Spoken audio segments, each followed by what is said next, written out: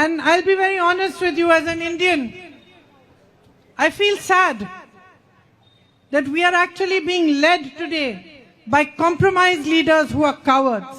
പക്ഷെ ഞാൻ സങ്കടത്തോടു കൂടി തന്നെ പറയട്ടെ, നമ്മൾ ഇന്ന് മുന്നോട്ട് നോക്കുമ്പോൾ ഈ പ്രശ്നങ്ങളെല്ലാം അഭിമുഖീകരിക്കുമ്പോൾ നമ്മളെ ഇന്ന് നയിച്ചുകൊണ്ടിരിക്കുന്നത് ആ പ്രശ്നങ്ങളിൽ നിന്നെല്ലാം ഒളിച്ചോടുന്ന വിട്ടുവീഴ്ച ചെയ്യുന്ന ഭീരുക്കളായ നേതാക്കന്മാരെയാണ് കാണാൻ കഴിയുന്നത്. Because if there was a time when we needed our prime minister, our chief minister, our leaders to stand up for us, it is today.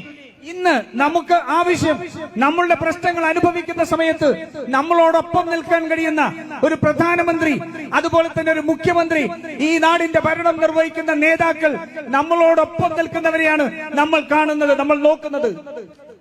So whenever I observe that there are leaders who have become lost in their own power, who have become arrogant, who are only becoming more and more corrupt and distant from the public, I always say that is the time that the public must awaken. അതുകൊണ്ട് ഞാൻ ഇന്ന് നോക്കുമ്പോൾ, ഞാൻ ചുറ്റും നോക്കുമ്പോൾ, ഇന്ന് ഇത്രമാത്രം ധാർഷ്ട്യത്തോടു കൂടിയുള്ള അവരുടെ സ്വന്തം താല്പര്യങ്ങൾക്ക് വേണ്ടി നിൽക്കുന്ന, അഴിമതിക്ക് വേണ്ടി നിൽക്കുന്ന ഒരു നേതൃത്വത്തെ കാണുമ്പോൾ ഞാൻ ചിന്തിക്കുന്നു, അപ്പോഴാണ് ജനങ്ങൾ ഒരു മാറ്റത്തെ കുറിച്ച് ചിന്തിക്കേണ്ടത്. So sisters and brothers, this is the time for you to wake up and for you to understand that if you don't bring about change now, you are going to face 5 more years of merciless governance, of difficulty and of struggle.